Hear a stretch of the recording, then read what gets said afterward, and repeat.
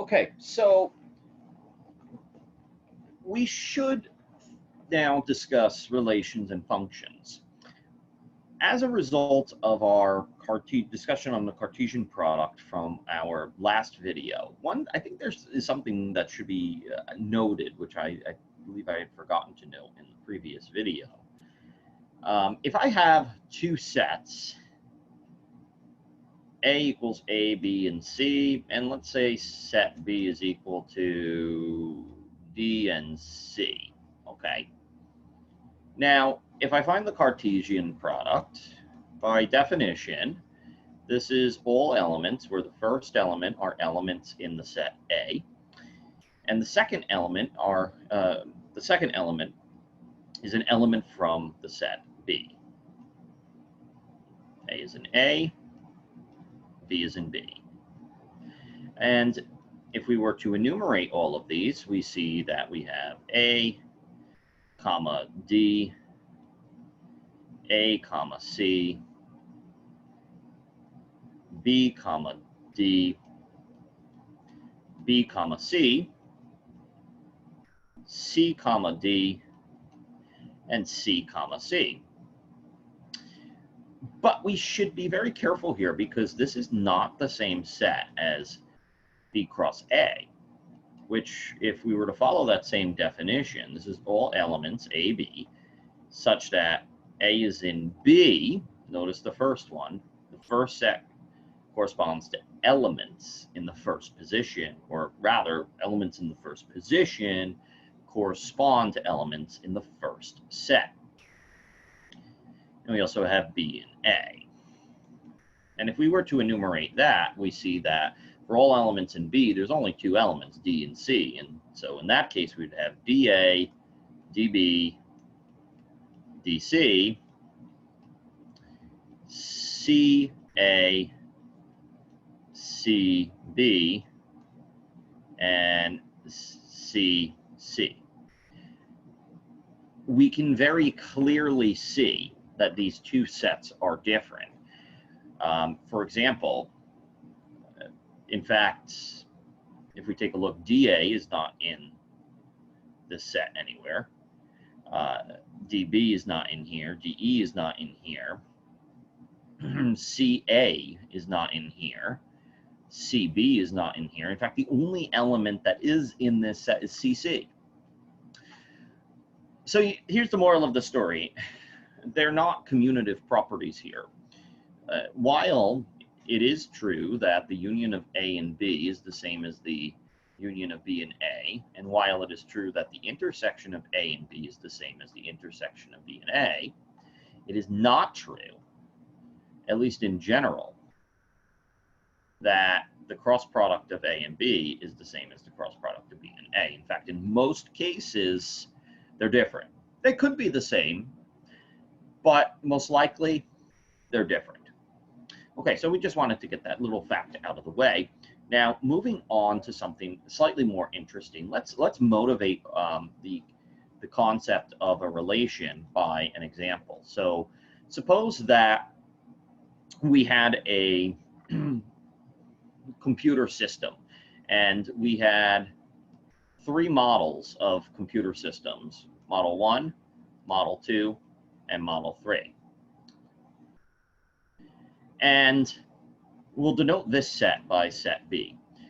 Furthermore, suppose that we have two types of RAM, RAM 1, RAM 2. Suppose this RAM is, I don't know, 4 gigabytes, this is 8 gigabytes. Now, if we take, and we'll denote this set by A. Now, if we take the Cartesian product represents, in this example, all possible ways that we can assign the RAM to different models. That is, all different ways that we can put the R1 and R2 associated with M1, M2, M3. Now, it might not make much sense, but nonetheless, the Cartesian product represents every possible association between elements across the two sets.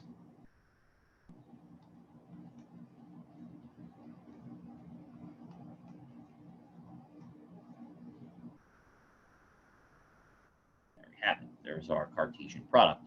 In other words, this element represents a relationship between the first RAM and the first model.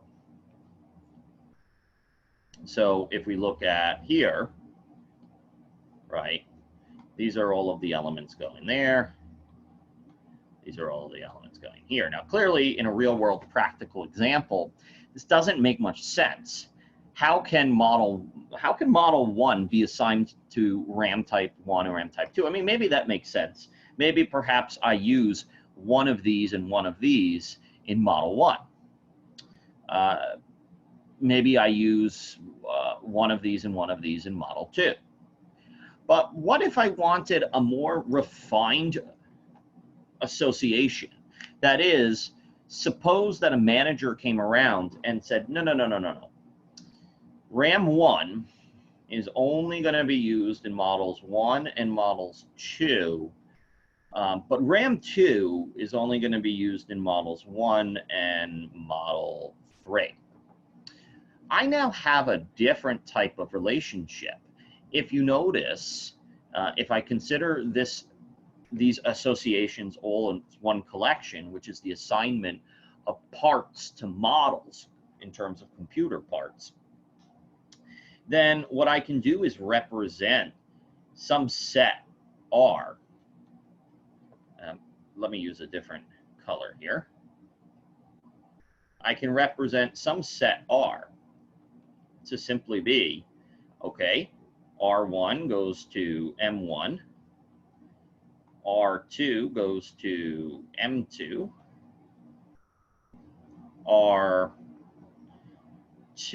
goes to M1, and R2 goes to M3.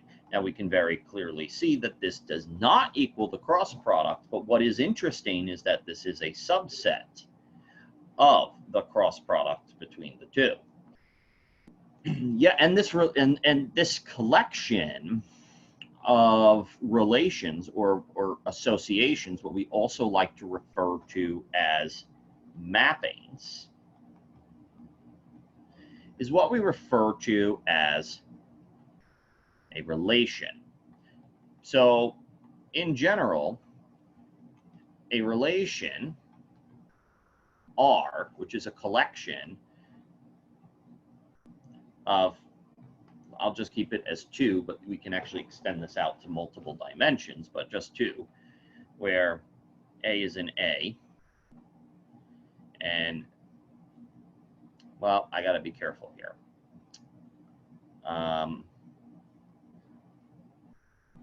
Let me just simply state that a relation is a collection of tuples. And by definition, this is a subset of a cross product between the two sets. So the relation represents a collection of specific mappings that we have made from one element in one collection or set to another element in a different collection or set. Now, generally, the way that we refer to relations is we actually use this notation, and the A is often what's referred to as the domain of the relation, and the B is often what's referred to as the codomain of the relation. Again, R does not need to be equal to A cross B. It just simply states how some elements in A are related to other elements in B. So it's just put simply any subset of the Cartesian product. Now, we have very special type of relationships, one of which you have seen in basic algebra. And these special relations are what are referred to as functions. So a function is a very special type of relation. It's a set which will just denote by lowercase f. Usually we refer to sets with capital letters. In this case, we'll use a lowercase letter. So a function, a mathematical function, is a set. That's right, it's a set. where it's a subset of a Cartesian product between two sets, such that for all elements in A, notice how I'm using the quantifier. What this is saying is the statement I'm about to make needs to be true for every single element in A.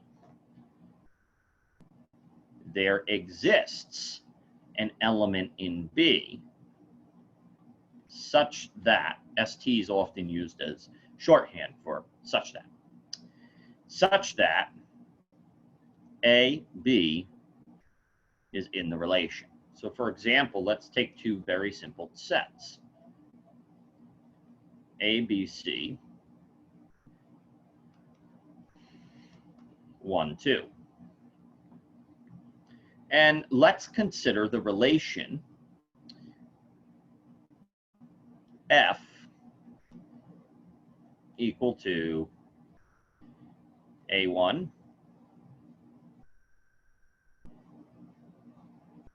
B1, and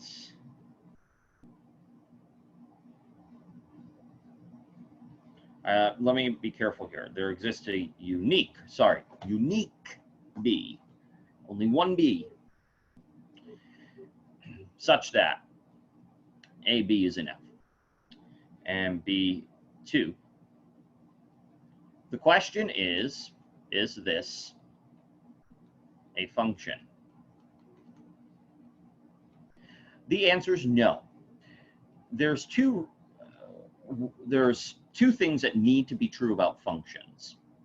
The first thing that needs to always be true about a function, first, every element in A needs to be assigned. That's what this for all means here. For every element, read it out loud. For all elements in the domain A, there needs to exist a unique element in B such that AB is in F. So the first condition is for all elements. As we can see, this is not a function because we have the element C here, and C is not assigned to anything in our function, or our alleged function, but it's not a function, it's actually a relation. There's a second reason, though, why this is not a function. Even if I were to do like C3 or something like that, I'm sorry, C2, it would still not be a function, because the second condition, which is right here, unique, is that every element in A can only appear once, hence the reason for uniqueness, once in the relation F. We see that the B appears twice. In other words, B is assigned to two different ones. If you want to take a look at this visually, we have A, B, and C, and we have 1 and 2, and our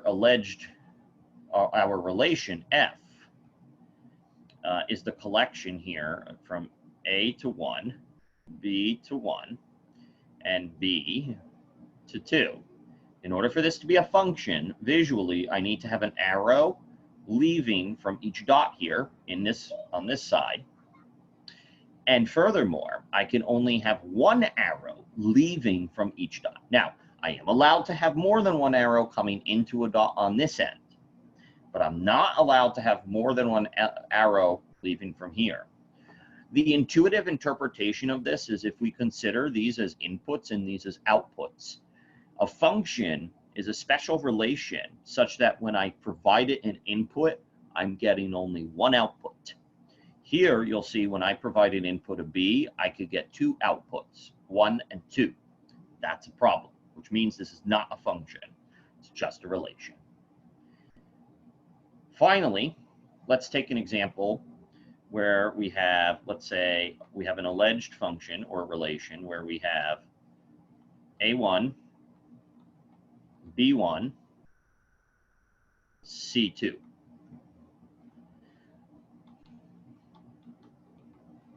Is this a function? The answer is, of course, yes. Why? Again, let's go back to our handy little diagram. A, B, C, 1, 2. Here's A, here's B. A goes to 1, B goes to 1, C goes to 2. Notice one arrow leaving every single element, and if every single element, there's only one arrow. I'm allowed to have this. This is okay, because when I pass an input, I'm still only getting one output. Now I can get the same output from two different inputs. That's okay. It's still a function f. So put simply, all functions are relations, but not all relations are functions. If you need help thinking about that, draw a diagram. A and B, okay, I have all of the possible relations, right, represented by, let's say, just arrows or something, or a collection of relations, which are subsets of the relation R. Some of these are going to be functions where I have arrangements such as, you know, A goes here, B goes here, so on and so forth. But I only have one arrow leaving each one, and every input has an arrow leaving. Those are the collection of functions, and as you can see, those also happen to be relations. But not all relations are functions, as we had seen from our previous example with the models here. Notice this is not a function. The reason's simple. I have the same input, different outputs. And that is problematic. And by the way, this should be R1. I think I made a small mistake there. Okay, so that's the basics. Those are the basics of functions and relations. And these serve as the bedrock of pre-calculus. What we'll discuss in the next video are special types of functions that we are likely to come across.